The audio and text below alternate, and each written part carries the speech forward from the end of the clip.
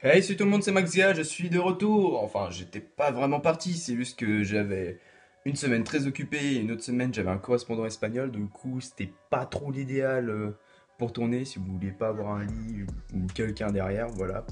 Donc là, on va tourner la vidéo qui était prévue il y a longtemps et vu que c'était il y a longtemps, bah maintenant, bah il faut que je fasse cumuler les 2 mois parce que j'ai acheté des trucs pendant 2 mois, même si le mois de mai n'est pas fini.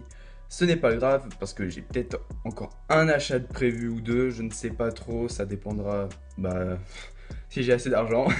Donc ne tardons pas plus longtemps et c'est parti.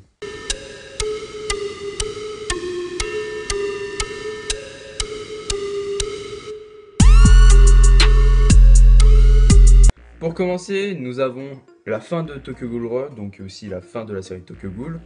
Alors qu'est-ce que j'en ai pensé? Alors c'est une bonne fin, mais en fait, sur les dernières pages, c'est un gros fourre-tout. Toutes les questions que l'on se posait, bah ils ont tout mis à la fin.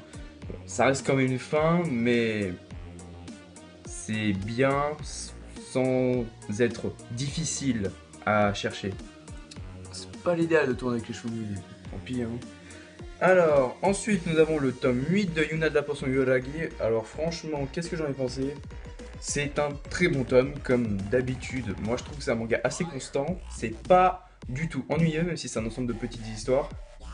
Et franchement, le scénario, bah il déchire. Je vais pas vous en dire trop, parce que je vais peut-être en parler prochainement. Ensuite, j'ai acheté en occasion le tome 6 et 7, en fait c'est l'inverse, 6 et 7 de Sunken Rock. Alors, normalement, c'est la fin du passage au casino, parce que je les ai pas encore lus, du coup je peux pas vous dire précisément, mais normalement c'est la fin du passage au casino. Ouais. Ensuite, j'ai acheté le tome 14 de Sky Survival, qui est un manga assez constant. Je ne l'ai pas encore lu, du coup je peux pas vous en dire trop. Ensuite, je me suis surpris moi-même parce que j'ai continué une série que je pensais mettre en pause parce que c'est une série où le manga coûte assez cher, je trouve. C'est Jagan, j'ai acheté le tome 2 et franchement, ce tome 2, il me conforte dans l'idée que c'est un manga qui me plaît et qui est bon.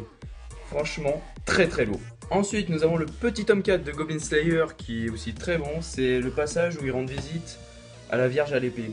En fait, l'animé a inversé le tome 3 et 4 et 5.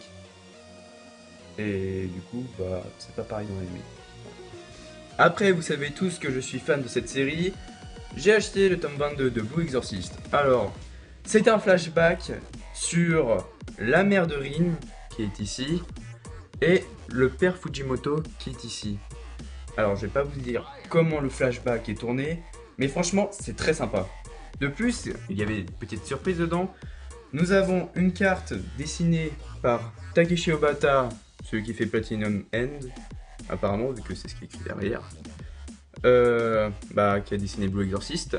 Et une carte où justement c'est Kazue Kato qui est le dessinateur de, enfin la dessinatrice de Blue Exorcist qui dessine Platinum End.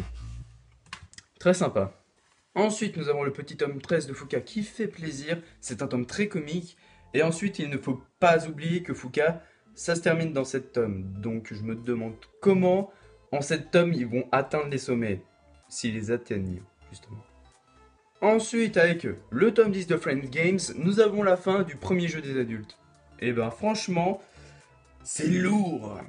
Ensuite, j'ai reçu des éditions Meian, le tome de Gregor. Alors, je ne l'ai pas encore lu, mais il faut savoir qu'une vidéo bilan entre Kingdom et Egregor va sortir prochainement. C'est prévu. Et aussi, il y a un très joli ex-libris envoyé avec. Franchement, magnifique. Pour finir, nous avons les 4 derniers tomes sortis de ce mois-ci de Kingdom que les éditions Meian m'ont envoyé. Franchement, j'ai tout lu. Il y a des remodissements. Le tome 16 m'a brisé le cœur. Et sinon, il y avait aussi de très beaux ex-librés avec. Comme je vous l'ai dit précédemment, de toute façon, il y aura du bilan, enfin une vidéo bilan. Donc, je ne vous en dis pas plus. Et franchement, quand c'est Kingdom, c'est trop bien. Nous arrivons au terme de la vidéo, j'espère qu'elle vous aura plu. Comme vous avez pu le constater, il y a beaucoup de tomes que j'ai pas lus, ça montre bien que j'étais très occupé dernièrement.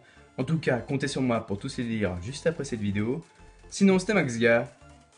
Bye.